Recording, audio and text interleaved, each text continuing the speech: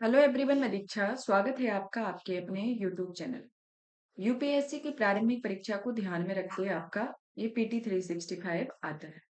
PT 365 के अंतर्गत देखा जाए तो अभी तक इसके 3 सेगमेंट आ गए। पहला सेगमेंट आता है आपका पॉलिटी का, दूसरा आता है आपका इकोनॉमी का एंड तीसरा आता है आपका इस कल्चर का। तो यहाँ अभी तक हमारे जो फर्स्ट सेक्शन जिससे इसको कंप्लीट किया गया है उसके अंतर्गत बात किया जाए तो पॉलिटी का आपका ऑलरेडी कंप्लीटेड है। तो अगर आपने नहीं देखा हुआ तो प्लेलिस्ट बनी हुई है जिसमें पीटी 365 2025 करके प्लेलिस्ट है, जिसमें आपको पूरे वीडियो अवेलेबल हो जाएंगे।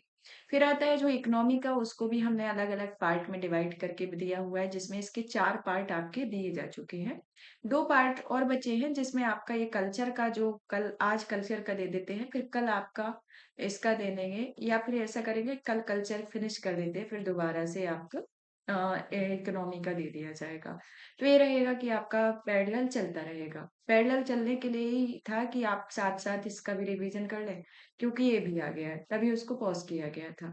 तो अभी ये आपका ये सिनेरियो है। अगर आपको इसकी पीडीएफ प्राप्त करनी है तो आप हमारे Telegram channel UPSC PSC with Diksha को ज्वाइन कर सकते हैं। वहां से आपको इसकी पीडीएफ मिलेगी। साथ ही साथ हमारे द्वारा जो भी कोर्सेज कराए जाते हैं उनके पीडीएफ आपको वहां पर अवेलेबल होगी, तो आप वहां से पीडीएफ भी डाउनलोड कर सकते हैं। अब पीटी 365 जो है ये आपका अप्रैल 2024 से अक्टूबर 2024 तक के करंट अफेयर को कंप्लीट करता है। कितना कंप्लीट कर रहा है? अप्रैल से अक्टूबर तक के। इस तरीके से ये आपका करंट अफेयर कंप्लीट कर रहा है।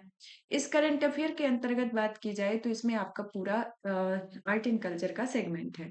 जो हमारा ये पहला पार्ट इसमें कंप्लीट किया गया है, पार्ट फर्स्ट। पार्ट फर्स्ट के अंतर्गत आपका पहला टॉपिक जो आता है मूर्तियां, मंदिर, अन्य स्थापत्य हैं, उसको कंप्लीट किया गया। पार्ट सेकंड के अंतर्गत आपका मूर्ति कला, चित्रकला और अन्य कला शैलियों के बारे में पढ़ा गया। जो तीसरा पार्ट आता है आज, जो मतलब कि दूसरा पार्ट है, तो उसके अंतर्गत हम पढ़ेंगे सुर्खियों में रहे प्रमुख स्थल। फिर इसके साथ ही हम पढ़े जाएंगे प्रमुख व्यक्तित्व के बारे में। व्यक्तित्व के बाद हम अपने पुरस्कार एवं सम्मान को, और साथ ही साथ सुर्खियों में रही जनजातियों को। तो इस तरीके से देखा जाए तो हम इसमें 4 मेजर टॉपिक को कंप्लीट करेंगे। फिर एक ही आपका टॉपिक बचेगा मिसलेनियस। जो आपका मिसलेनियस का जो विविध वाला होगा उसको हम जो लास्ट पार्ट होगा उसमें कंप्लीट करेंगे। तो इस तरीके से ये 3 पार्ट में आपके कल्चर का कंप्लीट हो जाएगा। तो इनके टॉपिक को जान लेते हैं। तो हमारा जो तीसरा टॉपिक आता है सुर्खियों में रहे स्थल, तो इसमें पहला आता है चराइदेव मोइदम्स के बारे में पढ़े जाएगा। कोझिकोड जो कि भारत की पहली सिटी ऑफ लिटरेचर है, उसमें वर्ल्ड क्राफ्ट सिटी। किलाड़ी उत्खनन, हड़प्पा सभ्यता, लोथल और सुर्खियों में रहे स्थल के बारे में। सुर्खियों में रहे स्थलों में जैसे कि आपका गोवा के मोक्सी गांव में चट्टानों पर नक्काशी की नवपाषाण कालीन रही है, उसके बारे में। श्री काकुकोलम के बारे में। तेलंगाना में नई पुरातत्व स्थल के बारे में। खड़ीगिरी यानी कि तेलंगाना के बारे में, और बाविकोंडा मठ के बारे में। तो इस तरीके से देखा जाए तो ये आपके मेजर इसके इम्पोर्टेंट स्थल है। फिर व्यक्तित्व के अंतर्गत आते हैं जैसे कि महावीर स्वामी जी के बारे में, देवी अहिल्याबाई होलकर के बारे में, नाना जगन्नाथ शंकर सेठ के बारे में, महर्षि दयानंद सरस्वती, स्वामी विवेकानंद और श्री रतन नवल टाटा के बारे में। फिर कुछ पुरस्कार आते हैं। पुरस्कारों में भारत रत्न हुआ, नोबेल पुरस्कार हुआ, अन्य महत्वपूर्ण पुरस्कार जैसे पद्म पुरस्कार, अनुभव पुरस्कार, वीरता पुरस्कार, राष्ट्रीय फिल्म पुरस्कार, यूनेस्को का प्रिक्स वार्षिक पुरस्कार और दादा साहेब फाल्के पुरस्कार। तो ये सब आपके पुरस्कार होंगे। फिर आते हैं हम सुर्खियों में रहे प्रमुख जनजातियों के बारे में। तो इन सबको आपको पढ़ा जाएगा। तो ये आपके 6 मेजर टॉपिक आज की क्लास में कंप्लीट किए जाएंगे। चलिए, तो सबसे पहले हमारा जो टॉपिक आता है जिसमें हमने शुरुआत कर रहे हैं हम इसकी, तो इस टॉपिक के अंतर्गत पहला आता है इम्पोर्टेंट साइट्स यानी इन न्यूज में। तो इसमें पहला कौन सा आता है? सुर्खियों में रहे स्थल के बारे में। तो सुर्खियों में रहे स्थल के अंतर्गत बात की जाए तो इसमें पहला आता है आपका चराइदेव मोइदम्स। चराइदेव मोइदम्स के बारे में बात करें तो ये जो है वह असम में एक स्थल है, जिसे यूनेस्को ने अभी प्रेजेंट में, यूनेस्को का जो 46वां सत्र आयोजित किया गया है उस दौरान इसे विश्व विरासत सूची में शामिल किया हुआ है। मोइदम्स जो है एक तरीके से असम में एक मतलब कि स्तूप टाइप का है, स्तूप जैसी संरचना है, उसको दिया गया है। ये अभी इस बार की 46वां सत्र जो आयोजित किया गया है नई दिल्ली में, उसके दौरान इसे विश्व विरासत सूची में शामिल किया गया है। तो इस कारण से इम्पोर्टेंट हो जाता है, और साथ में ये भी हो जाता है कि अभी जो प्रेजेंट में इनमें जो जोड़ी गई है संख्या कितनी है, साथ ही साथ ये भी आता है कि यूनेस्को के तरीके की संस्था है, इसका मुख्यालय क्या है और इसके नाम को भी, यूनेस्को का जो पूरा नाम है, नाम से रिलेटेड भी आपका क्वेश्चन आता है। तो इन सबको हमें ध्यान रखना है। तो सुर्खियों में क्यों रहा है कि हाल ही में जो असम के चराइदेव मुइदम्स को आधिकारिक तौर पर संयुक्त राष्ट्र शैक्षणिक, वैज्ञानिक एवं सांस्कृतिक संगठन की यानी कि यूनेस्को का फुल नेम क्या है? संयुक्त राष्ट्र, यूएन मतलब संयुक्त राष्ट्र, ई से एजुकेशनल मतलब कि शैक्षिक, एस से साइंस यानी कि वैज्ञानिक और सी से सांस्कृतिक यानी कल्चरल ऑर्गेनाइजेशन, सी ओ से ऑर्गेनाइजेशन। तो ये यूनेस्को का फुल नाम है, संयुक्त राष्ट्र शैक्षणिक, वैज्ञानिक एवं सांस्कृतिक संगठन। तो ये इस तरीके से इसे यूनेस्को की विश्व धरोहर सूची में शामिल किया गया। किसको? असम के चराइदेव मुइदम्स को। चराइदो मुइदम्स जो है विश्व धरोहर सूची में शामिल होने वाली जो विश्व धरोहर समिति की 46वीं बैठक आपकी नई दिल्ली में आयोजित की गई है, उसी में इसको शामिल करने की घोषणा की गई है। और अंतर्राष्ट्रीय स्मारक एवं स्थल परिषद ने असम के चराइदो जिले में मुइदम्स को यूनेस्को की विश्व विरासत सूची में शामिल संपदा श्रेणी में शामिल करने की सिफारिश की और यह पहली बार है जब पूर्वोत्तर राज्य के किसी स्थल को विश्व विरासत सूची में सांस्कृतिक श्रेणी में रखा गया है। तो जो पूर्वोत्तर जैसे कि जो यूनेस्को की श्रेणी होती है, उन्हें 3 तरीके से डिवाइड किया जाता है।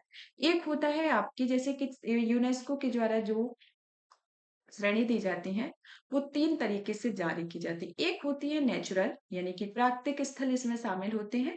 दूसरी जो आती है आपकी सांस्कृतिक स्थल और तीसरी जो आती है उसके अंतर्गत आपके मिश्रित स्थल आते हैं। तो इस तरीके से देखा जाए तो इसके अंतर्गत टोटल 3 श्रेणियां डिवाइडेड होती हैं।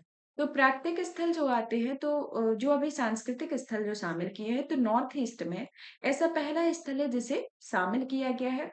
और इसके अतिरिक्त जो आपके असम में जैसे कि असम में जो शामिल किया गया है तो उसमें कुछ प्राकृतिक स्थल भी हैं। कौन कौन से?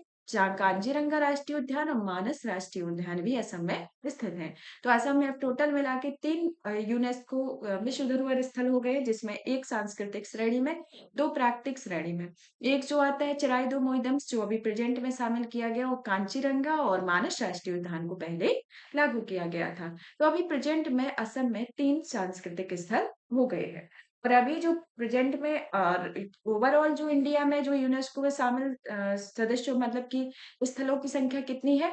ये 43 आती है। चलिए अब जान लेते हैं यूनेस्को विश्व धरोहर स्थल के बारे में। इसकी शुरुआत कब होती है? यह होती है 1972 में। यूनेस्को में 17वें सत्र में विश्व धरोहर कन्वेंशन की स्थापना होती है। इसमें 5 सीज शामिल है। इसका उद्देश्य क्या है? 5 सीज इसमें शामिल होना है। कौन कौन सा? जैसे क्रेडिबिलिटी यानी कि विश्वसनीयता, कंजर्वेशन यानी कि संरक्षण, कैपेसिटी बिल्डिंग यानी कि क्षमता निर्माण, कम्युनिकेशन यानी कि संचार और कम्युनिटीज मतलब कि समुदाय। तो कितने सी है? 5 सी है। कौन कौन से? Credibility, credibility, conservation, capacity building and communication and communities. तो इस तरीके से देखा जाए तो टोटल आपके 5 सी आते हैं। इसकी मुख्य भूमिका में आते हैं कि यह किसी संप्रदाय को विश्व धरोहर सूची में शामिल करने का अंतिम निर्णय लेती है और यह विश्व धरोहर कोष के उपयोग का तरीका निर्धारित करती है, जिसमें सदस्य देशों को वित्तीय सहायता प्रदान की जाती है और यह विश्व धरोहर सूची में शामिल संप्रदायों के संरक्षण की स्थिति में रिपोर्ट की जांच की जाती है। तो इस तरीके से इनकी मेजर भूमिका होती है। अब चलते हैं हम सदस्यों की ओर। तो इसमें टोटल 21 सदस्य प्रतिनिधि चुने जाते हैं और आम सभा द्वारा 6 वर्षों के लिए न चुना जाता है और भारत को 2021 से 25 के बीच में विश्व धरोहर समिति के सदस्य के रूप में चुना गया। प्रमुख भागीदार के बारे में देखें तो ICCROM में सांस्कृतिक विरासत के संरक्षण को बढ़ावा दिया गया है। ICOMOS के अंतर्गत स्थापत्य और भू क्षेत्र पर आधारित धरोहरों के संरक्षण और संवर्धन के लिए जिम्मेदार बताया गया है। तो इस तरीके से ये यूनेस्को के विश्व धरोहर स्थल के रूप में आता है। विश्व धरोहर समिति के 46वें सत्र के दौरान कुछ अन्य भारतीय पहले हैं, जैसे कि भारत ने पहली बार भारत में विश्व धरोहर समिति की बैठक की मेजबानी की है और यूनेस्को ने विश्व विरासत केंद्र को $1 मिलियन देने की भारत को घोषणा की है। यह जो कदम है, यह एक तरीके से भारत ने यह कदम ग्लोबल साउथ के देशों में मौजूद प्राकृतिक और सांस्कृतिक धरोहरों के संरक्षण के प्रयासों को प्रदान करने हेतु ये उठाया गया। इस अवसर पर भारत और संयुक्त राज्य अमेरिका ने सांस्कृतिक संपदा समझौते पर भी हस्ताक्षर किए और इसका उद्देश्य है सांस्कृतिक संपदाओं की अवैध तस्करी को रोकना, पुरातात्विक वस्तुओं को उनके मूल स्थान पर वापस लाना। सांस्कृतिक संपदा समझौता जो है वह सांस्कृतिक परिसंपत्ति की अवैध को रोक लगाने के साधनों पर यूनेस्को कन्वेंशन 1970 के अनुरूप आता है। अब जान लेते हैं जो अभी हाल ही में ये धरोहर स्थल शामिल किया गया है इस धरोहर स्थल के बारे में। इसकी अवस्थिति जो देखा जाए यह पूर्वी असम के पटकाई पर्वतमाला तलहटी में स्थित है। यह शाही कब्रगाह स्थल है जिसमें ताई अहोम राजवंश जो कि 13वीं से 19वीं शताब्दी तक शाही एक बंदर कब्रगाह के रूप में रहता है जिसकी तुलना मिस्र के पिरामिड से की जाती है। मोइदम्स का मतलब जो होता है आत्मा के लिए घर होता है जिसमें स्वर्ग और पृथ्वी का एक मिलन बिंदु इसे कहा जाता है। तो आपसे अगर पूछ लिया जाए तो मोइदम्स का क्या मतलब है, तो इसे क्या कहते हैं? आत्मा के लिए घर होना, जो कि स्वर्ग और पृथ्वी का एक मिलन बिंदु के तौर पर देखा जाता है। और बुरुंजी जो आता है वह असम में अहोम राजवंश के ऐतिहासिक घटनाक्रमों के संकलन की एक शैली होती है और ये शाही कब्रिस्तान क्षेत्रों उसके आध्यात्मिक महत्ता के बारे में जानकारी प्राप्त करने के लिए एक प्रामाणिक स्रोत भी होता है। स्थापत्य संबंधी विशेषताओं को देखे जाए तो इसमें एक बरगद का वृक्ष और ताबूत पांडुलिपियों के लिए झाल वाले वृक्ष लगाए गए हैं और इनके पास जल निकाय भी निर्मित हो और प्रत्येक मुहिदम से निम्नलिखित संरचनाएं जैसे कि मिट्टी पर एक अर्धगोलाकार टीला यानी कि गाय मुदम से होता है जिसके शीर्ष पर केंद्र में पवित्र संरचना और चाउर जाली बनी होती है। अष्टकोणीय दीवार जो कि ताई ब्रह्मांड का एक प्रतीक होता है और ईंट के पत्थर से बना जो वॉल्ट होता है इस वॉल्ट के भीतर एक कब्रगाह यानी कि गड्ढा या गहर वहां होता है। तो इस तरीके से इसके स्थापत्य संबंधी विशेषताएं होती है। सुरक्षा अधिकारी के बारे में बात करें तो यह असम अहोम के शासनकाल के दौरान मोइदम्स की सुरक्षा मोइदम फुकन नामक विशेष अधिकारियों और मोइदमिया नामक एक रक्षक समूह के द्वारा की जाती है। मृत्यु के बाद पुनर्जन्म में विश्वास की भी आस्था इसमें देखी जाती है और इसमें क्या है कि कब्रगाह में शवों के साथ जब भी कब्र जो बनी हुई है उसमें शवों के साथ आपका भोजन, घोड़े, हाथी, कभी कभी नौकर जैसी वस्तुएं उन्हें मृत्यु के बाद की आजीवन की आवश्यकताओं के अवशेष प्राप्त हुए हैं। समाधान की जो विधियां इसमें दिखाई गई है, इसके अंतर्गत जो विधियां देखने को मिली है वह 17वीं शताब्दी के पहले शवों को रसायनों में संरक्षित करके उन्हें मोइदम्स में दफनाया जाता है। बाद की अवधि में शवों को सम्मान पूर्वक अंतिम संस्कार करके राख को मोइदन में दफनाया जाने लगा। तो इस तरीके से इसमें दफनाने की प्रथा रही और समाधान विधियों का यह विकास क्रम जो है वह ताई अहोम द्वारा स्थानीय संस्कृति को अपनाने की प्रक्रिया के एक महत्वपूर्ण साक्ष्य प्रदान करता है। सांस्कृतिक निरंतरता के तौर पर देखा जाए तो यह एक 600 साल पुरानी परंपरा को बरकरार रखते हुए मी डैम मी फी यानी कि पूर्वजों की पूजा और तर्पण जैसे वार्षिक अनुष्ठान अभी भी इसमें किए जाते हैं। इसकी खोज जो है वह मोइदम का विवरण पहली बार 1848 में सार्जेंट जी सी कैलेंडर के द्वारा किया जाता है जो कि एशियाटिक सोसाइटी ऑफ बंगाल के जनरल के द्वारा इसे प्रकाशित किया गया है। तो इस पहली बार इसका विवरण विवरण कब मिलता है? 1848 में। तो इसकी ये प्रमुख विशेषताएं होती हैं। और भारत के विभिन्न राज्य हैं जहां पर किस तरीके की समाधान की विधियां हैं उसके बारे में भी जान लेते हैं। यहाँ पर किस तरीके की रही है? यहाँ पर रसायनों में संरक्षित करके उनको मुएदम्स में दफनाया जाता था और साथ ही साथ इस तरीके से भी होता था कि एक पुनर्जन्म में विश्वास होता था। तो जो भी शव होता था उसके साथ भोजन, घोड़े, हाथी और नौकर भी दफनाए जाते थे कभी कभी। तो ऐसी स्थिति देखने को मिलती थी। अब भारत में समाधान की कुछ अन्य विधियां भी हैं जैसे कि आपका नवपाषाण काल हुआ, हड़प्पा काल, महापाषाण काल। तो इसमें किस तरीके की विधियां हैं तो इनको भी साथ ही में देख लेती हूँ। जैसे कि बुर्ज होम में जो शवों के साक्ष्य मिले हुए हैं अंडाकार गर्तों के, वो आपका श्रीनगर में स्थित है। तो यहाँ पर जंगली कुत्ते के कंकाल के साथ 12 सिंह भी मिले हैं और यूनेस्को की विश्व धरोहर सूची की एक संभावित सूची में शामिल है।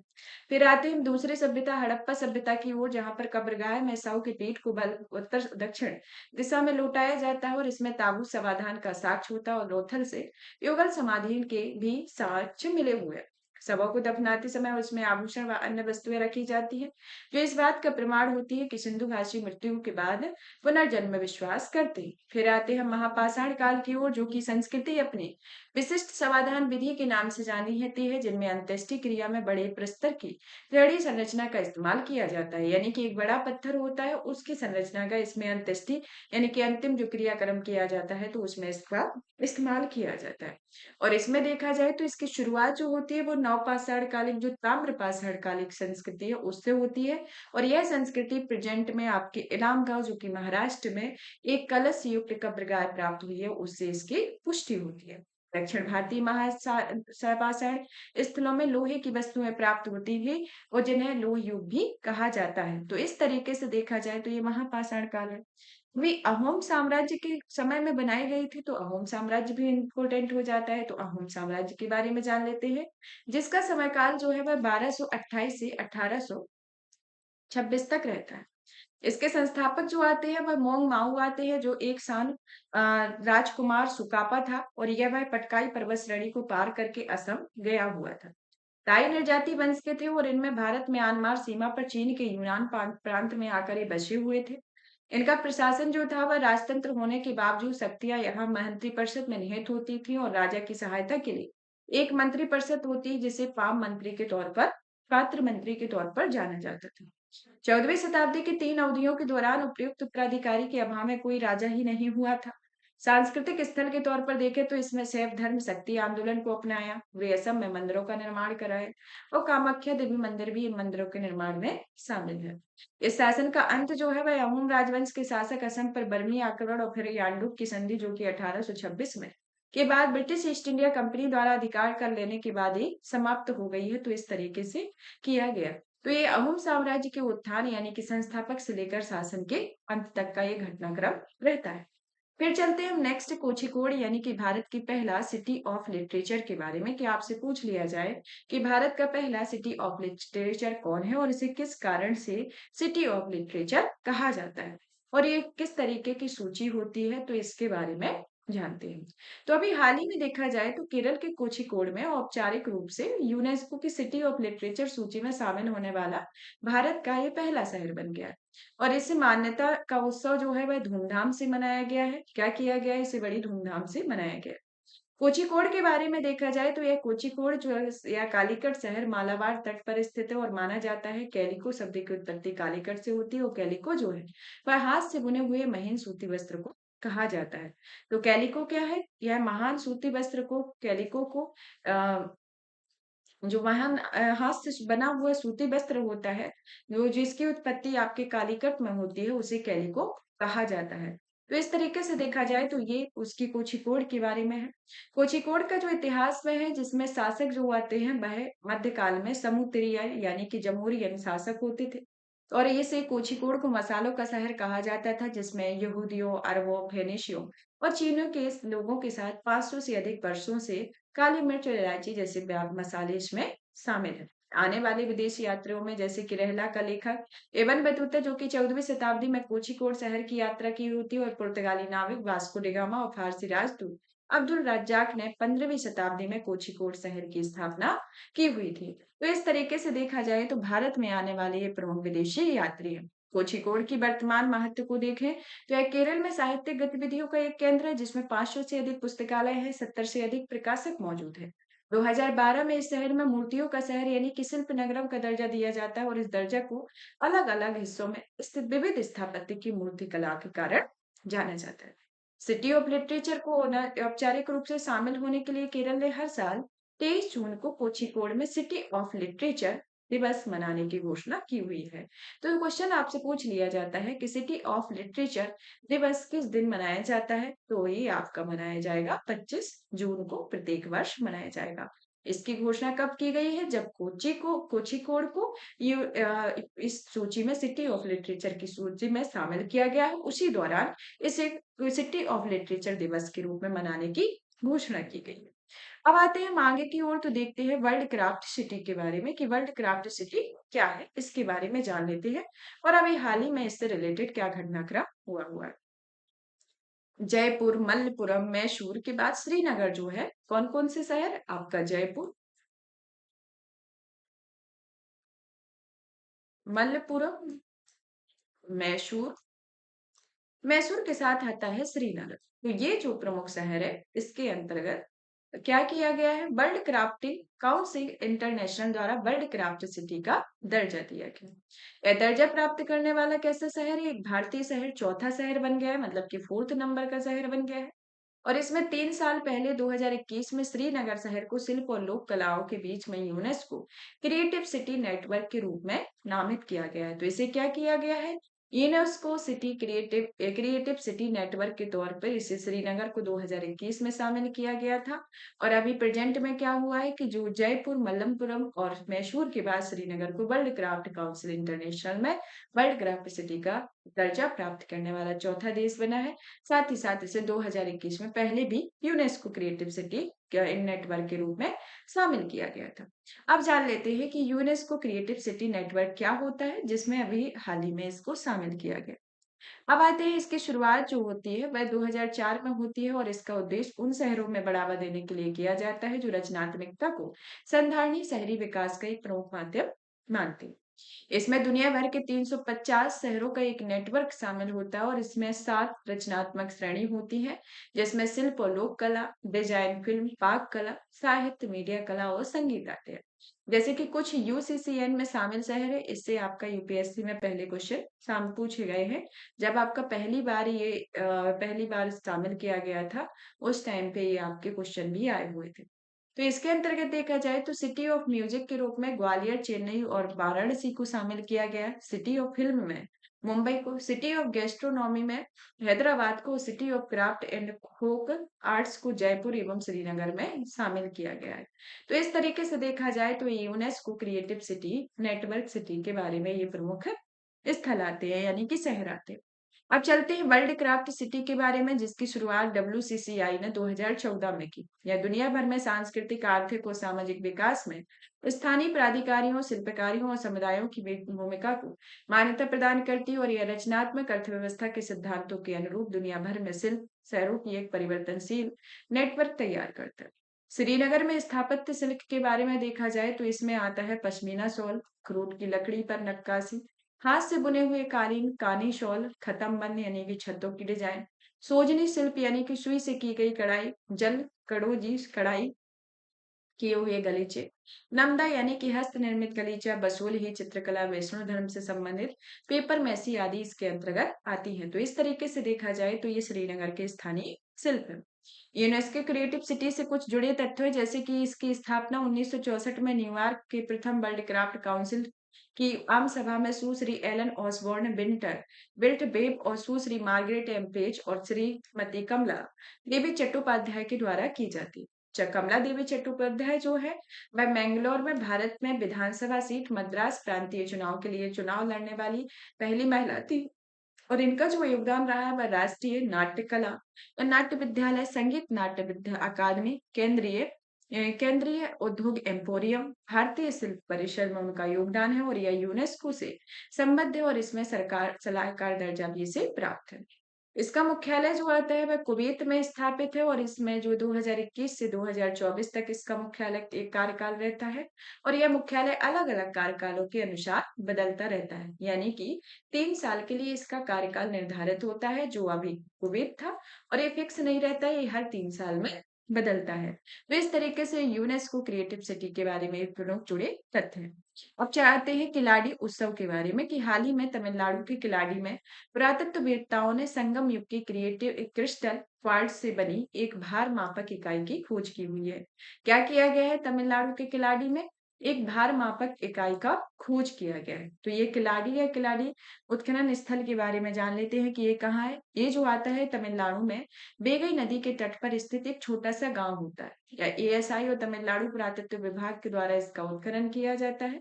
और किलाड़ी उत्सव के इम्पोर्टेंस के बारे में देखा जाए तो इसकी ऐतिहासिक सटीकता की पुष्टि 6ठी शताब्दी ईसा पूर्व में 4ठी शताब्दी ईसा पूर्व के साथ लोह युग यानी कि 12वीं शताब्दी ईसा पूर्व से 6ठी शताब्दी ईसा पूर्व के लुप्त संबंधों को समझने के लिए महत्वपूर्ण है। यह जो है वह संगम युग से संबंधित है और संगम युग का होता है 1336 में। संगम युग की स्थापना किसके द्वारा की जाती है? हरिहर एवं बुक्का नामक जो दो भाई रहते हैं उनके द्वारा संगम युग की स्थापना की जाती है। तो उस टाइम से ये संबंधित है और यह एक तरीके से नगरीय बस्ती है जो कि किलाड़ी पुरा स्थल में नगरीय सभ्यता की विशेषताएं हैं। और इन्हें रंगाई उद्योग और कांच के मनकों के भी साक्ष्य मिले हुए हैं और इसमें तमिल ब्राह्मी लिपि होती है। जो पाए गए मृदभांडों में कुछ टुकड़ों पर तमिल ब्राह्मी लिपि के लेख भी मिले हुए हैं। तो ये किलाड़ी उत्खनन के बारे में। संगम युग में देखा जाए तो यह आपकी 13वीं शताब्दी तीसरी शताब्दी से ईसा पूर्व तक तथा प्राचीन छठी शताब्दी ईसा पूर्व से तीसरी शताब्दी ईसवी तक प्राचीन तमिलनाडु व केरल का काल होता है और संगम का तात्पर्य कवियों तथा विद्वानों की सभा से है, जिसमें इस युग में महिला कवित्रियां शामिल हैं, जिसमें अभियार, नचिनेयार, कत्तई, पेदिनियार आते हैं। और संगम कवियों को वर्ण के सामाजिक वर्गीकरण में विभाजित किया गया और ऐसे तीन संगम इसमें आयोजित किए गए। पहला और दूसरा संगम आपका मदुरई में आयोजित किया जाता है, और पहला और तीसरा मदुरई में और दूसरा आपका कपाटपुरम में आयोजित किया जाता है। और बट्टा किरुतल जो कि आमरण व्रत करने के लिए एक तमिल प्रथा थी, जो संगम युग के दौरान व्यापक रूप से प्रचलित थी। और संगम साहित्य में मुख्य रूप से तुकलाप्यम जो कि सबसे पहला संगम युगीन साहित्य हो, और ये तुक के पुतु शामिल है। और इसमें जुड़वा महाकाव्य जो आता है, शिल्पाधिकारक्रम और मणिमेखला ही आता है। तो इसके बारे में ये आपके संगम युग के बारे में दिया गया है। जो हमने अभी पहले संगम युग बताया, तो वो संगम साम्राज्य के बारे में बताया है, जिसकी जो 1336 में स्थापना होती है। और इसमें जो संगम युग की बात की गई है, वो की गई है आपके ईसा पूर्व की छठी शताब्दी से लेकर तीसरी शताब्दी तक का जो प्राचीन तमिलनाडु और केरल का काल है, उसे संगम युग के रूप में जाना हुआ है। और इसकी पुष्टि किससे होती है? किलाड़ी उत्खनन की इसकी पुष्टि भी संगम युग से होती है। और ये कहाँ पर स्थित है? तमिलनाडु की एक बेगई नदी के तट पर एक छोटा सा गांव है। तो इस तरीके से ये संगम युग के बारे में। अब आते हैं कि आंध्र प्रदेश में ब्राह्मणी लिपि जो कि पल्नाडु जिले के अमरावती मंडल में भरणिकोटा गांव में एक ब्राह्मणी लिपि अभिलेख मिला हुआ है। भरणिकोटा गांव से मिले शिलालेख के बारे में देखें तो इसका विषय जो आता है वह स्मारक स्तंभ पर दो पुत्रियों हताना बिनिया को एक परिचारिका यानी कि अटेंडेंस के साथ दर्शाया जाता है। और यह लिपि और भाषा जो है वह दूसरी शताब्दी ईस्वी में प्राकृतिक भाषा में ब्राह्मी लिपि का उपयोग करके लिखा गया। और यह एक तरीके से धरणीकोटा के आसपास का क्षेत्र विशेषकर अमरावती अपने बौद्ध स्तूपों, मठों और कलाकृतियों के लिए जानी जाती है।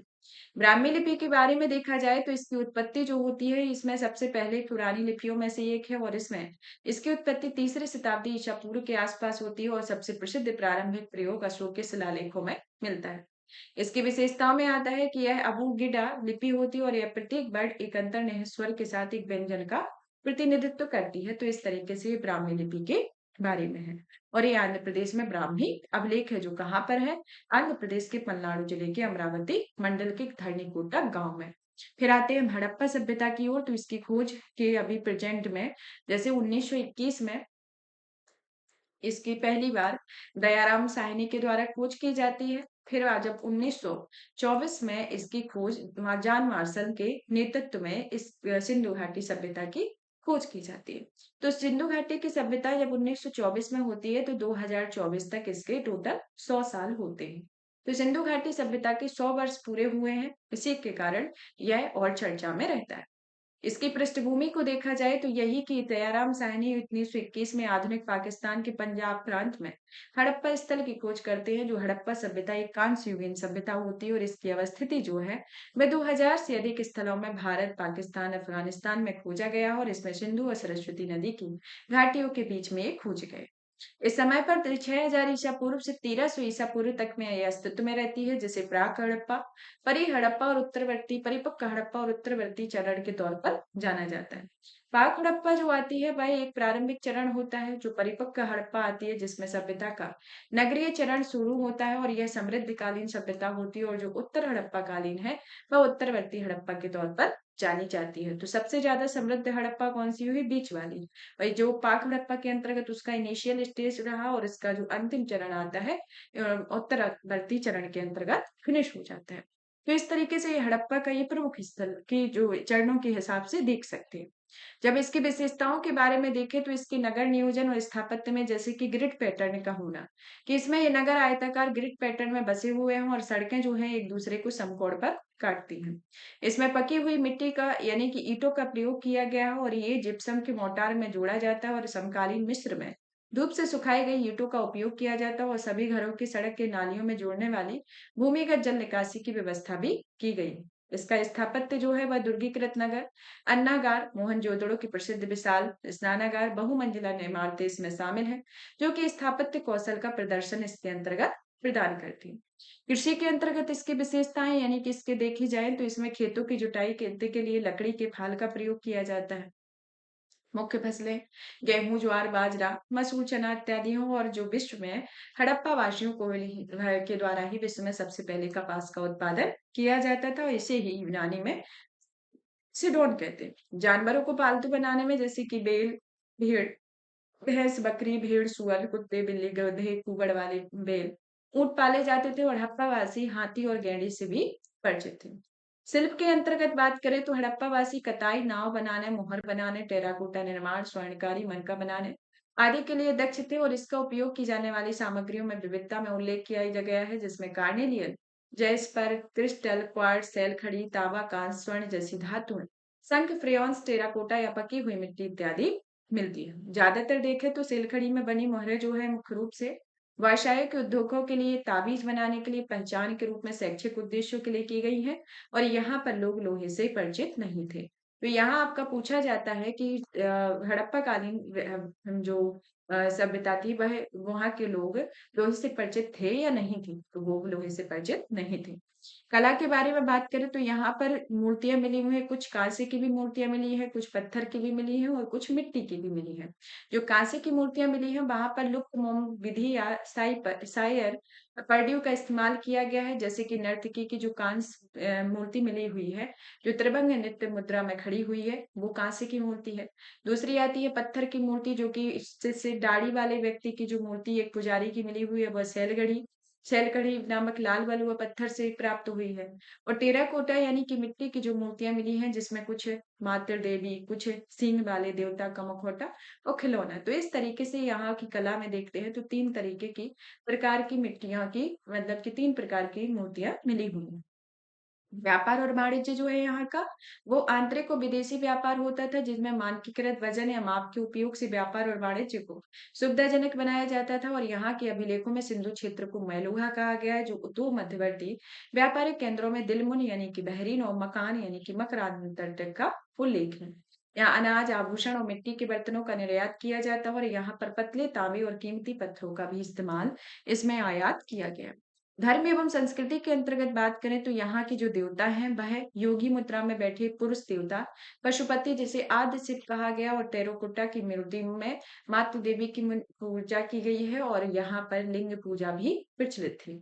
और यहाँ पर मंदिर के अवशेष नहीं मिले। और क्या नहीं है, यहाँ पर लोग लोहे से भी परिचित नहीं है, मंदिर के भी अवशेष नहीं मिले हैं। और यहाँ पर प्रकृति पूजा पर जोर दिया गया है, जहाँ पर वृक्षों और पशुओं की पूजा की जाती है।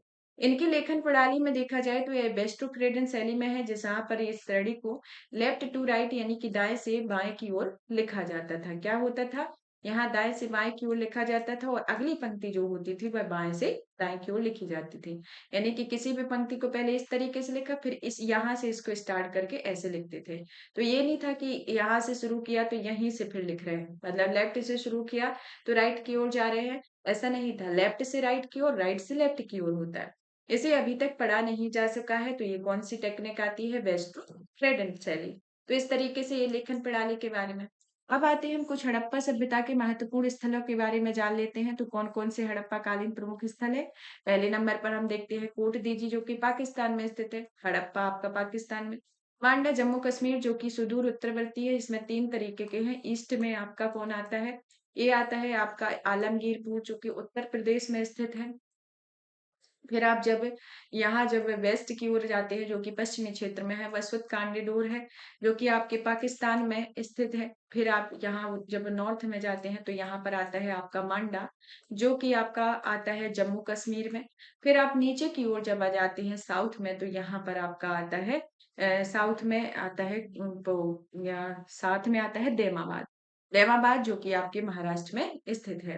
तो इस तरीके से देखा जाए तो ये आपके चार प्रमुख स्थल हैं, जिसमें आपकी पूरी सिंधु घाटी सभ्यता का विस्तार है, जो आपका कुछ पाकिस्तान का भी हिस्सा है और अभी प्रेजेंट भारत का हिस्सा है। तो दोनों को मिलाकर जब आप मैप के माध्यम से देखते हैं तो इस तरीके से यहाँ की जो अवस्थिति है, उसमें सिंधु घाटी सभ्यता का यहाँ पर विस्तार है, जो इसमें नॉर्थ, ईस्ट, वेस्ट, साउथ सभी का ये स्थिति को दिखाया गया है। तो इस तरीके से आती है। यहाँ चौंदड़ी जो आता है वो पाकिस्तान में है। मोहनजोदाड़ो जो पाकिस्तान में है। सुदकानीडोर सुदूर पश्चिमी पाकिस्तान में। रोपड़ पंजाब में आता है। राखीगढ़ी हरियाणा में, जो कि सबसे बड़ा हड़प्पा स्थल है और जिसकी अभी यानी कि लेटेस्ट में ही खोज हुई थी। फिर हम कालीबंगा की ओर चलते हैं तो वो आपका राजस्थान में आता है। फिर आते हैं आलमगीरपुर में, जहाँ पर आपका सुदूर पूर्वी उत्तर प्रदेश में है, और ये आपका पड़ता बेट गुजरात में आता है, धौलावीरा गुजरात में, लोथल गुजरात में, देसलपुर गुजरात में, फिर देवाबाद दक्षिणी स्थल जो महाराष्ट्र में स्थित है। तो इस तरीके से देखा जाए तो हड़प्पा सभ्यता को स्मार्टों में डिवाइड करके देखा जाता है और ये प्रमुख स्थल होते हैं। अब आते हैं हम आगे की ओर लोथल के बारे में। लोथल के अंतर्गत देखा जाए तो अभी हाल ही में केंद्रीय मंत्रिमंडल ने गुजरात के लोथल में राष्ट्रीय समुद्री विरासत परिषद के विकास को मंजूरी दी है।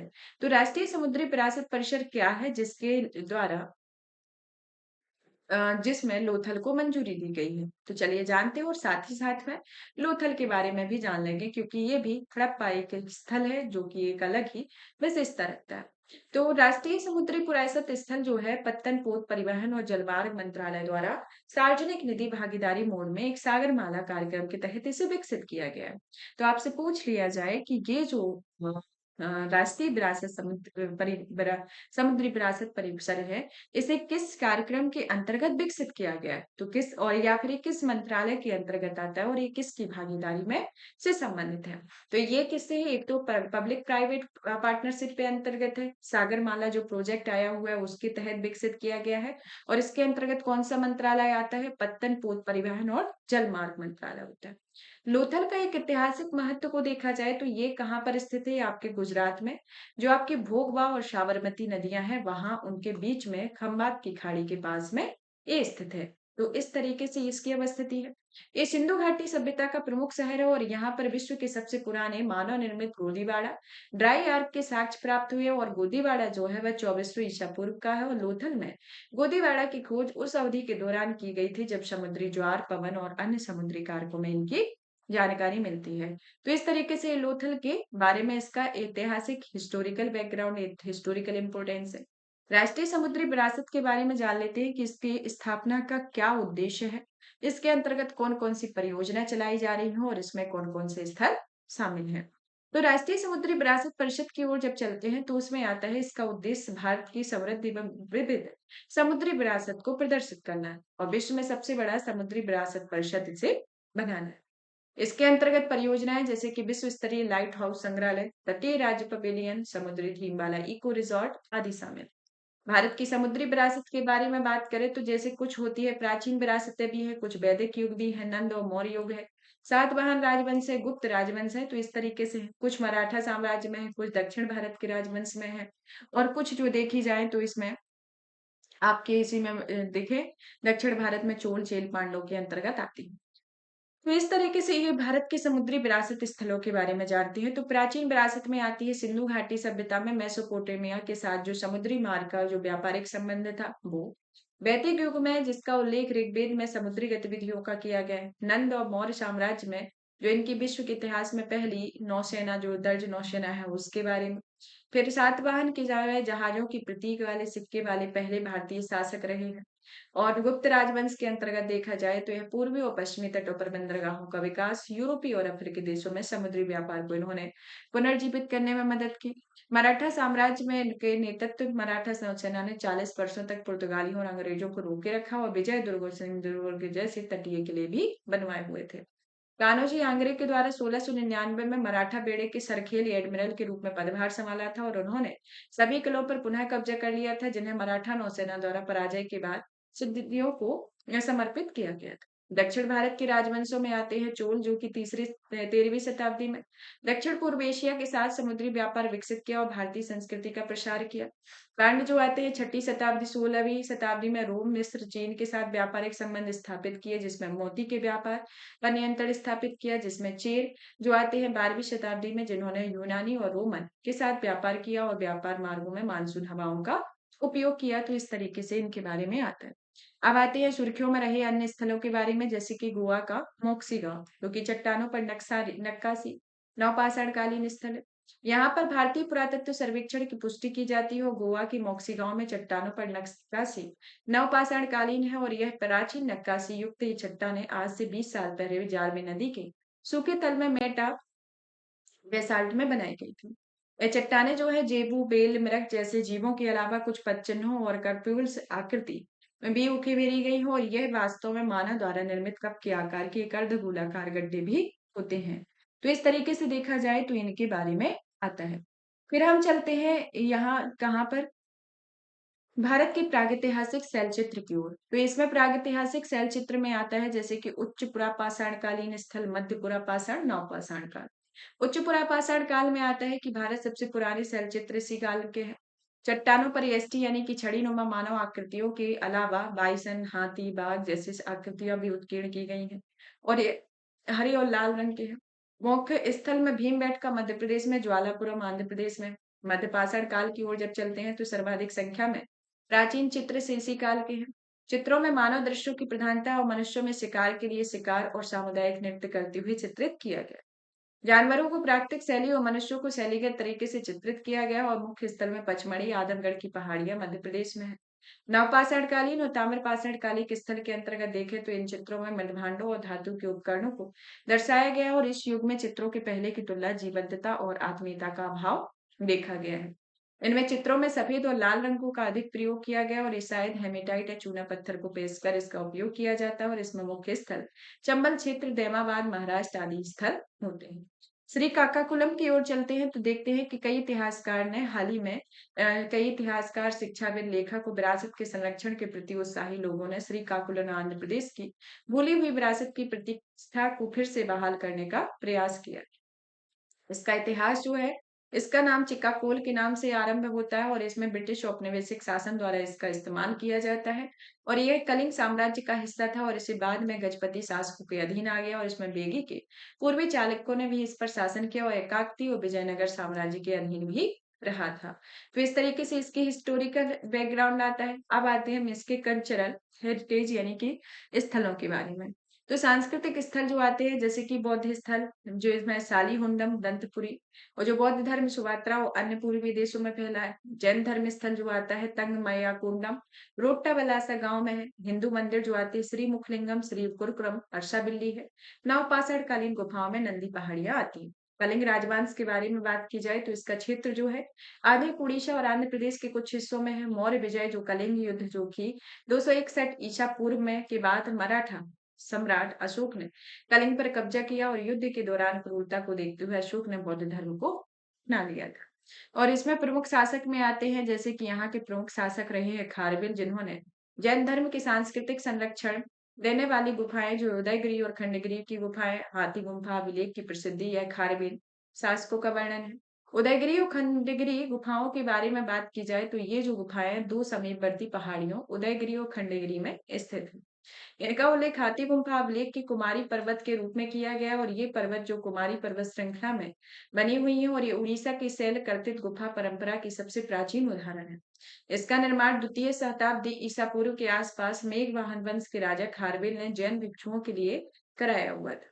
उदयगिरी की गुफाएं जो है हाथी गुम्फा अभिलेख के लिए प्रसिद्ध हैं और इस अभिलेख में खारवेल द्वारा अर्जित सैन्य अभियानों की उपलब्धियां यहाँ ब्राह्मी लिपि में है। और यहाँ मध्य प्रदेश के विदिशा के नजदीक जो उदयगिरी में अन्य गुफा समूह भी मौजूद हैं जो गुप्त काल के दौरान वैष्णव गुफाएं आती हैं। तो ये आपकी उदयगिरी और खंडगिरी की गुफाएं हैं। जब आप उड़ीसा में जाते हैं तो वहां देखते हैं कि वहां पर खारवेल शासकों के द्वारा इन गुफाओं को निर्मित किया गया है। ये जो संरचना दिखाई गई यहाँ पर इनके जो बौद्ध भिक्षु थे वो रहते थे और यहीं पर अपनी साधना करते थे।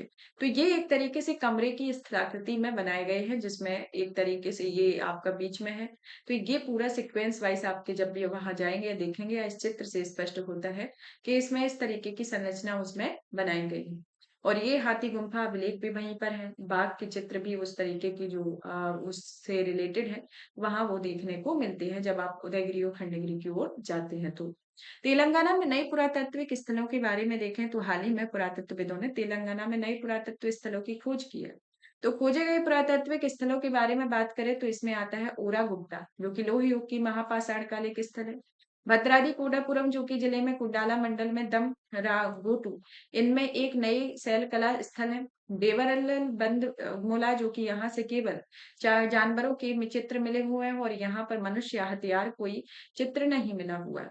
आमतौर पर देखा जाए तो यहाँ पर महापाषाण स्मारक पाए गए हैं जिनमें डोलीमेनाइट सिस्टास के नाम से इन्हें जाना गया और ये एक तरीके से युक्त समाधान संरचना है जो कि अर्धभूमिगत होती हैं। यहाँ 3 प्रकार के मूल प्रकार हैं, जिसमें कक्षयुक्त कब्रें, बिना कक्ष वाली कब्रें और ऐसे महापाषाण जो समाधान से संबंधित नहीं होते। फणिगिरी या तेलंगाना की ओर चलते हैं तो देखते हैं कि तेलंगाना में हेरिटेज विभाग ने सूर्यापेटा जिला यानी कि तेलंगाना खड़ीगिरी स्थल पर इक्ष्वाकु से संबंधित सिक्कों के भंडार की खोज की है। खड़ीगिरी क्या होता है? इसका अर्थ जो है एक तरीके से सांप के फन के आकार की पहाड़ी, यानी कि सांप का फन जिस तरीके से होता है उसी फन के आकार की जो पहाड़ी है वह खड़ीगिरी है, जो कि तेलंगाना में स्थित है। इसका से संबंधित किससे है? इक्ष्वाकु काल से संबंधित है, जहां पर सिक्कों के भंडार खोजे गए हैं। यह एक बौद्ध स्थल है जो कि हैदराबाद से लगभग 110 किलोमीटर दूर है और यहाँ पर पुरावशिष महास्तूप, चैत्यगृह, बिहार, बोधिसत्वों की आदमकद स्तूपों की मूर्तियां, सातवाहन, इक्ष्वाकु काल, ब्राह्मी लिपि के अभिलेख इसमें मिले हुए हैं। इस जगह पर एक तोरण द्वार यानी कि सजावटी प्रवेश द्वार की खोज की गई है और इस पैनल से पता चलता है कि इसमें महायान, हीनयान और दोनों बौद्ध संप्रदाय इसके साथ साथ रहते हैं। फिर आते हैं बाबीकोंडा मठ की ओर। तो बाबीकोंडा मठ में देखते हैं कि हाल के वर्षों में बजट की कमी के चलते बाबीकोंडा स्थल के रख-रखाव और मरम्मत के कार्य बेहतर तरीके से नहीं हो पाए। यह जो है यह स्वदेश दर्शन योजना के तहत इसे आंध्र प्रदेश के सालीहुंडम, थोटलकोटा, बाबीकोंडा, बोज्जनकोंडा, अमरावती, अनूप बौद्ध सर्किट में इसका हिस्सा है। बाबीकोंडा मठ जो है वो एक तरीके से ये आपका आता है बाबीकोंडा मठ में, ये आपका आंध्र प्रदेश के विशाखापट्टनम में स्थित है और ये इसका मतलब है कि कुओं का पहाड़। यहाँ पर एक स्थान पर कई कुएं हैं जहां पर वर्षा का जल जमा होता है और बाबीकोंडा मठ 3री शताब्दी ईसा पूर्व का है। यहाँ पर थेरवाद यानी कि जो बौद्ध धर्म जो दो संप्रदायों में विभक्त था उसमें से एक आता है हीनयान संप्रदाय, जिससे मैं वहां एक बौद्ध परिसर बना हुआ है। यहाँ पर एक महास्तूप भी है और यहाँ पर ही आचार्य विहार, चैत्य गृह और बुद्ध पद के मंच और मन्नत स्तूप जैसी संरचनाएं बनी हुई है। तो इस तरीके से ये बाबीकोंडा का ये बौद्ध मठ है, तो इसमें ये स्थिति देखने को मिलती है। तो हम चलते हैं नेक्स्ट टॉपिक की ओर, प्रमुख व्यक्तित्व के बारे में। प्रमुख व्यक्तित्व से रिलेटेड देखें तो पहले नंबर पर आते हैं भगवान महावीर जैन के बारे में। महावीर जैन के बारे में, जो कि प्रधानमंत्री ने महावीर जयंती के अवसर पर भगवान महावीर के 2550वें निर्वाण महोत्सव का उद्घाटन किया। कितना? 2550वां निर्माण उत्सव। तो चलिए जान लेते हैं जैन धर्म के बारे में। वैसे भी आपका यूपीएससी में हमेशा जैन धर्म और आपका जैन धर्म के साथ साथ बौद्ध धर्म से तो क्वेश्चन आते हैं, लेकिन अभी उसका निर्माण उत्सव बनाया गया है तो इसके कारण और ज्यादा इंपोर्टेंट हो जाते हैं। जैन धर्म की जो उत्पत्ति है वो लगभग देखी जाए तो ऋग्वैदिक काल में इसकी उत्पत्ति देखने को मिलती है। यहाँ पर 24 महान उपदेशकों यानी कि तीर्थंकरों के द्वारा इसे स्थापित किया गया और इसमें प्रथम तीर्थंकर जो रहे हैं ऋषभदेव, 23वें पार्श्वनाथ और 24वें वर्तमान महावीर हैं। और जैन धर्म दो संप्रदाय में बटा हुआ है, एक आता है श्वेतांबर, एक आता है दिगंबर। जब संप्रदायों के बारे में बात करते हैं तो जब मगध में अकाल पड़ा हुआ था तो उस टाइम पर कुछ जो थे वो कर्नाटक चले गए थे, कुछ मगध में ही रुके थे। जब वह पुनः कर्नाटक मगध में आए तो उस टाइम पर दो पार्ट में ये बट गए, जिसमें कुछ देश श्वेतांबर हो गए, कुछ दिगंबर हो गए। तो इस तरीके से ये जैन धर्म के संप्रदायों का एक हिस्टोरिकल बैकग्राउंड है। अब महावीर जी के बारे में जानते हैं कि वर्धमान महावीर जी का जो जन्म है वह 540 ईसा पूर्व में वैशाली में, जो कि वर्तमान बिहार के उत्तरी बिहार में होता है। इनके पिता जो है वह सिद्धार्थ ज्ञातिक कुल के प्रधान होते हैं और इनकी माता लिच्छवी राजकुमारी लिच्छवी लिच्छवी राजकुमारी थी और इनकी 30 वर्ष की आयु में वो गृहस्थ जीवन को त्यागते हैं और 42 वर्ष की अवस्था में वो कैवल्य यानी कि पूर्ण ज्ञान को प्राप्त कर लेते हैं। उन्होंने कौशल, मगध, मिथिला, चंपा आदि नगरों में जैन धर्म के उपदेशों का प्रसार किया और 72 वर्ष की आयु में वे वर्तमान राजगीर के निकट पावापुरी में इनकी मृत्यु हो जाती है। तो इस तरीके से ये महावीर जी के बारे में इनके जन्म से मृत्यु तक की घटनाक्रम है। जैन धर्म के प्रमुख सिद्धांतों के बारे में बात करें तो इनके 5 महाव्रत हैं, जिसमें आपका सत्य, ब्रह्मचर्य, अहिंसा, अपरिग्रह और आस्तेय, जिसमें आपके ये जो चार जो हैं, चार पहले से ही थे लेकिन ब्रह्मचार्य व्रत का पालन करना महावीर स्वामी जी के द्वारा ही जोड़ा जाता है। सत्य मतलब कि असत्य यानी कि असत्य नहीं बोलना, ब्रह्मचर्य यानी कि अविवाहित जीवन जीना, अहिंसा मतलब कि हिंसा नहीं करना, अपरिग्रह यानी कि संपत्ति अर्जित नहीं करना, अस्तेय मतलब कि चोरी नहीं करना।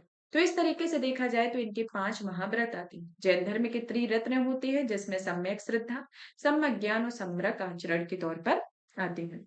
जैन धर्म में ईश्वर में विश्वास किया जाता है, लेकिन उसके स्थान में जिनसे नीची है। तो ये आपका पूछा जाता है कि जैन धर्म ईश्वर पर विश्वास करता है या नहीं, आत्मा पर विश्वास करता है या नहीं। इसी तरीके से बौद्ध से भी इसका कंपैरिजन आते हैं। तो बौद्ध धर्म और जैन धर्म में ये वाला कंपैरिजन काफी पूछा जाता है। कर्म के सिद्धांत को इसमें माना हुआ है जिसमें आत्मा के देहांतरण की मान्यता दी गई है और इन्होंने विश्वास किया है कि सर्वाधिक निर्जीव वस्तु में ही आत्मा का वास होता है। तो ये किसके द्वारा कहा गया है? ये जैन धर्म का जो सिद्धांत आया हुआ है जिसके अंतर्गत ये बात कही गई। इनकी 2 परिषदें होती थी, कौन-कौन सी परिषद? जैसे कि बौद्ध परिषदों में 4 परिषदें होती थी, लेकिन यहाँ पर इनकी 2 परिषदें हैं।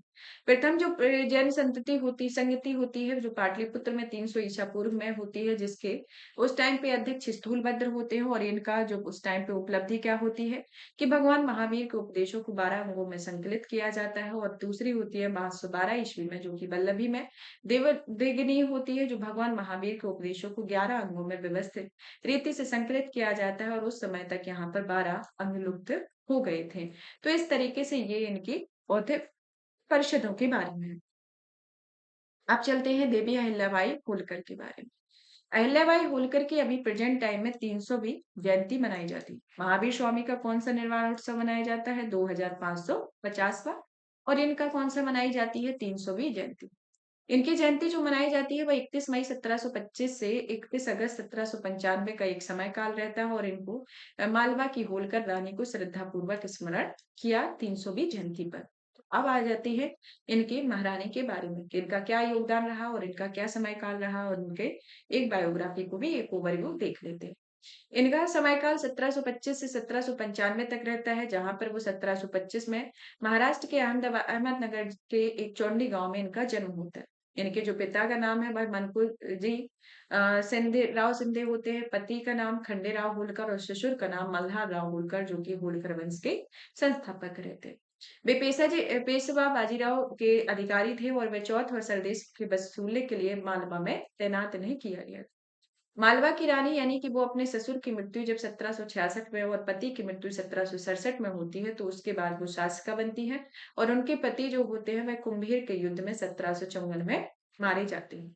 और उन्होंने अपने दत्तक पुत्र तुकोजी राव होलकर, जो कि मल्हार राव होलकर के दत्तक पुत्र के सेनापति नियुक्त किया जाता है और उन्होंने मध्य प्रदेश में स्थित महेश्वर को होलकर वंश की राजधानी बनाया। तो मध्य प्रदेश में महेश्वर है, वहां पर जो रानी अहिल्याबाई देवी होलकर है उन्होंने अपनी राजधानी बनाया हुआ था।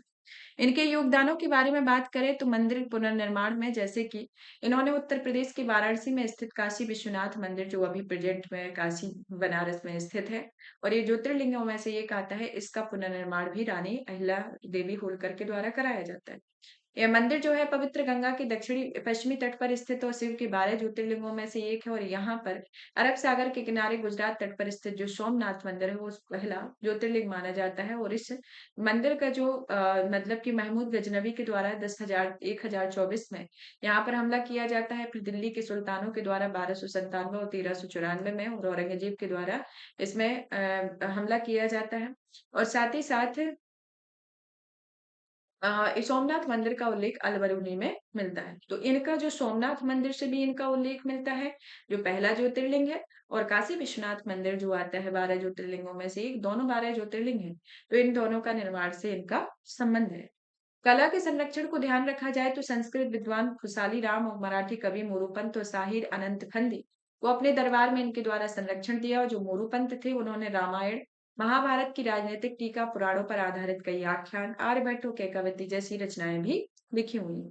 साहिर अनंत फंदी जो है वह लावड़ी और पोवड़ा की रचना के लिए जाने जाते थे। सामाजिक विकास को देखे तो उन्होंने महिलाओं की शिक्षा और विधवा पुनर्विवाह के लिए कार्य किया और ये सती प्रथा तथा स्पृश्यता जैसे कुप्रथाओं का विरोध करती थी। उन्होंने भील और गौंड जनजातियों की निचली जातियों को मुख्य धारा में लाने का प्रयास किया और इनके आर्थिक दृष्टिकोण से देखा जाए तो उन्होंने एक सुव्यवस्थित कर प्रणाली भी लागू की और इनके साम्राज्य में महेश्वर इंदौर व्यापार और वाणिज्य के प्रमुख केंद्र बन गए। महेश्वर के साड़ी वस्त्र उत्पादों के हस्तशिल्प के मामले में इन्हें जीआई टैग मिला हुआ है। अब चलते हैं होलकर वंश के बारे में, जिसके आता है मराठा संघ, जो कि ये मराठा संघ का एक महत्वपूर्ण हिस्सा होता है। होलकर राजवंश जिसमें प्रमुख राजवंशों में आते हैं नागपुर के भोंसले, बड़ौदा के गायकवाड़ और ग्वालियर के सिंधिया। तीसरा आंग्ल मराठा युद्ध भी होता है जिसमें मल्हार राव द्वितीय जो तीसरे मराठा युद्ध में एक महत्वपूर्ण भूमिका निभाते हैं और महिदपुर की लड़ाई में मल्हार राव द्वितीय की हार के बाद 1818 में एक मंदसौर की संधि पर हस्ताक्षर किए जाते हैं और इसी के साथ ही होलकर और अंग्रेजों के बीच संबंध स्थापित हो जाते हैं। तो इस तरीके से रहता है। फिर आते हैं नाना जगन्नाथ शंकर सेठ के बारे में कि हाल ही में महाराष्ट्र के मंत्रिमंडल ने रेल मंत्रालय ने मुंबई सेंट्रल स्टेशन का नाम बदलकर नाना शंकर जगन्नाथ शंकर सेठ का आग्रह करने पर फैसला लिया है। नाना जगन्नाथ शंकर सेठ जो है एक तरीके से इनके प्रारंभिक जीवन को देखें तो इनका जन्म महाराष्ट्र के ठाणे जिले के मुरबाड में एक ब्राह्मण परिवार में इनका जन्म होता है। इनके पिता जो है पिता का नाम शंकर मुरकुटे होता है, माता का नाम भवानीबाई मुरकुटे और इनका आदर्श एवं प्रभाव एक व्यापारी, परोपकारी और सर जमशेद जी ये जी भाई से बहुत प्रेरित थे। इनके प्रमुख योगदान में ये मुंबई के वास्तुकार रहे। शिक्षा संरक्षण में इन्होंने परिवार के स्वामित्व वाली भूमि दान दे दी और बालिकाओं की शिक्षा के लिए काम किया। सांस्कृतिक और विरासत में देखा जाए तो इन्होंने डॉक्टर भाऊ दाजी लाड संग्रहालय को बढ़ावा देने के लिए भवानी शंकर मंदिर राम मंदिर के निर्माण में बहुत भूमिका निभाई और यह उस समिति रेलवे परियोजना में ये 16 अप्रैल जो 1893 को मुंबई से बोरीबुदूर से थाने की ओर जो पहली भारत की ट्रेन चली हुई थी उसके विकास में भी इनके द्वारा योगदान दिया। ये बॉम्बे की विधान परिषद में मनोनीत होने वाले पहले भारतीय थे और इन्हें एशियाटिक सोसाइटी और मुंबई में एक भारतीय सदस्य भी थे। विरासत और प्रभाव में देखें तो इनके अर्थशास्त्र के प्रसिद्ध विद्वान गाडगिल ने आधुनिक भारत का वास्तुकार कहा जाता है और यह भारत की स्वतंत्रता प्राप्ति में दादा भाई नौरोजी और जस्टिस राणा ने जैसे स्वतंत्रता सेनानियों को प्रभावित किया हुआ है। फिर आते हैं महर्षि दयानंद सरस्वती की ओर जो कि केंद्र सरकार के द्वारा इनकी 220 वर्षगांठ यानी कि 220 जयंती मनाई जाती है और इसमें समारोह के चलते एक उच्च स्तरीय समिति का गठन किया जाता है। तो चलिए जानते हैं दयानंद सरस्वती जी के बारे में जो कि एक समाज सुधारक थे जिनका जन्म 1824 में काठियावाड़ गुजरात के मोरबी में हुआ था और ये इनका मूल नाम मूल शंकर था और ये स्वामी बिरजानंद के सानिध्य में मथुरा में पढ़ने और पतंजलि की रचनाओं के अध्ययन किया और उपदेश देना इन्होंने 1860 में शुरू किया। साहित्यिक रचना में आती है सत्यार्थ प्रकाश जो कि आपके एग्जाम में हमेशा पूछी जाती है कि साहित्य सत्यार्थ प्रकाश किसकी रचना है जो कि हिंदी एक रचना है और इसमें वेद भाष्य भूमिका होती है जिसमें टीका का परिचय होता है। वेद भाष्य में यजुर्वेद पर यह संस्कृत में एक वैदिक भाष्य के तौर पर होते हैं। दयानंद सरस्वती जी के दर्शन में कुछ जैसे कि वैदिक विचारधारा जो होती है कि मानव निर्मित तथा मूर्ति पूजा का विरोध किया। महिलाएं एवं शिक्षा से रिलेटेड देखें तो इन्होंने बाल विवाह और विधवा विधवाओं की बहिष्कृत स्थिति में रहने का विरोध किया। राजनीतिक दर्शन तो देखें तो इन्होंने दयानंद सरस्वती ने राजनीतिक दर्शन के दो केंद्रीय विचार रखे जिसमें पहला विचार एक प्रबुद्ध राजशाही था जिसमें मनुस्मृति से उधार लिया गया था और जिसमें धर्म के पालन पर ही पूरी तरीके से आधारित था। दूसरी था कुछ हद तक विरोधाभासी धारणा जो कि निर्वाचित प्रतिनिधित्व यानी कि लोकतंत्र से संबंधित है। सामाजिक आंदोलन में गोरक्षा आंदोलन तथा शुद्धि कार्यक्रम शुरू हुआ जिसका उद्देश्य हिंदू धर्म छोड़कर इस्लाम और ईसाई धर्म में अपना चुके लोगों को वापस हिंदू धर्म में लाना था। राष्ट्रीय आंदोलन में आता है जैसे कि स्वराज का विचार जो कि 1876 में पहली बार स्वराज यानी कि स्वशासन का उपयोग किया गया जिसमें इंडिया फॉर इंडियंस के रूप में करने का श्रेय दिया गया जो आगे चलकर लोकमान्य तिलक और महात्मा गांधी के नेताओं में से इस्तेमाल किया गया और उन्होंने स्वदेशी के लिए देशी राजाओं को स्वदेशी के लिए भी प्रेरित किया था। तो इस तरीके से ये राष्ट्रीय आंदोलन में इनकी भूमिका रही और आर्य समाज और वैदिक समाज के अंतर्गत देखा जाए तो स्वामी दयानंद सरस्वती के द्वारा बॉम्बे में आर्य समाज की स्थापना की जाती है। पहला तो ये कि सत्यार्थ प्रकाश की वो हिंदी में रचना करते हैं। दूसरा ये कि इनके द्वारा आर्य समाज की स्थापना 1875 में की जाती है। संविधान में लाहौर में अंतिम रूप दिया इन्होंने और यह एकवचनवादी और हिंदू व्यवस्था में अनुष्ठानिक कर्मकांडों और सामाजिक हठधर्मियों को नकारती है और इसका उद्देश्य हिंदू धर्म को काल्पनिक मान्यताओं से दूर ले जाना है। अकड़बंतु या विश्वमार्यम आर्य समाज का नारा था। इसका अर्थ है कि विश्व को आरत बनाते चलो और संसार को मनुष्यों के रहने के लिए भी सभी तरीकों से सर्वोत्तम स्थान बनाना है। पहला हिंदू संगठन जिसे हिंदुत्व में धर्मांतरण का किया गया और आर्य समाज के कुछ महत्वपूर्ण सिद्धांत थे। शुद्ध ज्ञान का स्रोत ईश्वर है, कार्यों का नैतिक औचित्य अनिवार्य है, अज्ञानता के अंधकार को ज्ञान की दूरी अवश्य दूर करती है। तो इस तरीके से इनके ये प्रमुख विचार आते हैं। अब चलते हैं स्वामी विवेकानंद जी की ओर कि अभी हाल ही में प्रधानमंत्री नरेंद्र मोदी जी के द्वारा कन्याकुमारी तमिलनाडु में विवेकानंद रॉक मेमोरियल और इसके नजदीक स्थित शिलाओं पर उत्कीर्ण तिरुवल्लुरम प्रतिमा स्थल की यात्रा की गई। तो इनकी यात्रा की गई तो इसके कारण ये इम्पोर्टेंट हो जाता है। साथ ही साथ जो विवेकानंद रॉक मेमोरियल है वहां पर स्वामी विवेकानंद जी के द्वारा एक बार ध्यान किया गया था। तो जब ये लोकसभा का चुनाव हुआ था तो उसके पहले विवेकानंद जो प्रधानमंत्री जी के द्वारा वहां पर ये ध्यान किया गया था, तो उसके कारण ये और ज्यादा चर्चा में रहता है। तो स्वामी विवेकानंद जी का जो समय काल है वो 1863 से 1902 के बीच का आता है। इनका प्रारंभिक जीवन जो है, इनके बचपन का नाम नरेंद्र था और ये 12 जनवरी 1863 को कोलकाता में इनका जन्म होता है और 12 जनवरी को ही उनकी जयंती पर राष्ट्रीय युवा दिवस मनाया जाता है। जैसा कि अभी जो 12 जनवरी निकली हुई है उस दिन आपने राष्ट्रीय युवा दिवस जो देखा होगा, वो स्वामी विवेकानंद की जयंती पर ही मनाया जाता है। इनके अभिभावकों में देखें तो इनके पिता का नाम विश्वनाथ दत्त था, माता का नाम भुवनेश्वरी देवी, आध्यात्मिक गुरु श्री रामकृष्ण और प्रमुख शिष्या मार्गरेट नोबल यानी कि सिस्टर निवेदिता रही हैं। अब जान लेते हैं इनके विवेकानंद रॉक मेमोरियल के बारे में कि इसकी इस निर्माण जो है 1970 में किया जाता है। यह जाना जाता है कि यह वही जगह है जहां पर स्वामी विवेकानंद जी ने एक बार ध्यान किया था और यह जगह लेकेडिप सागर से घिरी हुई है जो बंगाल की खाड़ी में हिंद महासागर और अरब सागर यहाँ पर मिलते हैं। यानी कि अब इसकी अवस्थिति जब आप मैप में देखेंगे तो साउथ में जो हिंद महासागर, यहाँ पर आपका बंगाल की खाड़ी और अरब सागर मिलती है, वहां पर एक विवेकानंद रॉक मेमोरियल है। यह वह शिला है जहां देवी कन्याकुमारी ने भगवान शिव से प्रार्थना की हुई थी। और योगदान और विरासत के स्थान पर देखा जाए तो वेदांत दर्शन का इनके द्वारा प्रचार किया गया और इन्होंने उत्तर वेदांत मीमांसा को वेदांत कहा, जिसमें अद्वैत विशिष्टाद्वैत और द्वैत तीनों दर्शन सम्मिलित हैं। शिकागो धर्म संसद में जो कि 1893 में इसके भाषण के दौरान इन्होंने अंतर्राष्ट्रीय स्तर पर पहचान दिलाई। रामकृष्ण मिशन की स्थापना 1897 में की जाती है और इस मिशन के तहत कई तरह के सामाजिक कार्य, अस्पताल, स्कूल, कॉलेजों के संचालन आदि में संलग्न रहते हैं और वैज्ञानिक स्वभाव को बढ़ावा देने के लिए 1893 में शिकागो धर्म संसद जाते समय वो जमशेदजी टाटा से मिले हुए थे और उन्होंने जमशेदजी टाटा को भारतीय विज्ञान संस्थान की स्थापना के लिए प्रेरित किया था और 1909 में बेंगलुरु में इसकी स्थापना हो जाती है, यानी कि भारतीय विज्ञान संस्थान की। तो इस तरीके से इनके वैज्ञानिक स्वभाव को भी बढ़ावा इन्होंने दिया और इनके द्वारा हर तरीके के स्वभाव एक तरीके से देखने को मिलते हैं। अब आती है श्री रतन नवल टाटा के बारे में, जो अभी हाल ही में इनका निधन हुआ है, तो उसके कारण ये और ज्यादा इम्पोर्टेंट हो जाते हैं और साथ ही साथ इनसे तो ये क्वेश्चन आएगा ही आएगा, क्योंकि इनने भारत में एक तो बहुत सारे पद्म विभूषण, पद्म भूषण, ये लाइफ टाइम अचीवमेंट अवार्ड ये भी मिले हुए हैं और इनका एक अलग ही योगदान देखने को मिलता है। तो ये एक भारतीय उद्योग जगत के लिए एक बड़ी हानि भी है, यानी कि एक क्षति भी है। तो इस तरीके से देखा जाए तो ये आपका इम्पोर्टेंट है। हाल ही में प्रतिष्ठित भारतीय उद्योगपति और लोकोपकारक श्री रतन टाटा का जिनका समय मतलब कि जन्म 1937 में होता है और ये 2024 में इनका निधन होता है। तो ये इतने टाइम से इतने टाइम तक रहते हैं और इनके अनुकरणीय औद्योगिक नेतृत्व की उपलब्धियों के बारे में देखा जाए तो इनका नेतृत्व टाटा समूह की राजस्व $5 बिलियन से बढ़कर $100 बिलियन हो गया और इस समूह में भारत के सबसे बड़े नियोक्ताओं में से एक है और इन्हें दुनिया का सबसे किफायती टाटा नैनो भी लॉन्च किया हुआ था। पेटा इंडिया द्वारा रतन टाटा को उनकी अवन्या कॉन्सेप्ट कार में वेगन इंटीरियर के उपयोग के लिए काउ फ्रेंडली फ्यूचर अवार्ड से सम्मानित किया गया था और इसका उद्देश्य पर्यावरण संरक्षण और पशु कल्याण को बढ़ावा देना है। इनको पद्म विभूषण 2000 में मिला गया, पद्म विभूषण 2008 में, इनको आपको याद कर लेना है। जब लता मंगेशकर जी का जब निधन हुआ था तो उस टाइम पर उनसे जैसे कि भारत रत्न जो उनको अवार्ड अवार्ड दिए गए थे, तो उस तरीके के क्वेश्चन आए थे। तो इसी तरीके से आपको इनके बारे में भी याद रखना है कि इनको कौन-कौन से अवार्ड दिए गए। पद्म विभूषण आपका 2000 में, पद्म विभूषण 2008 में, Ernst and Young entrepreneur of the year, lifetime achievement award 2013 में और इत्यादि अवार्ड भी इनको दिए गए। तो इस तरीके से नए रतन टाटा के बारे में है। फिर आते हैं हम पुरस्कार और सम्मान के बारे में।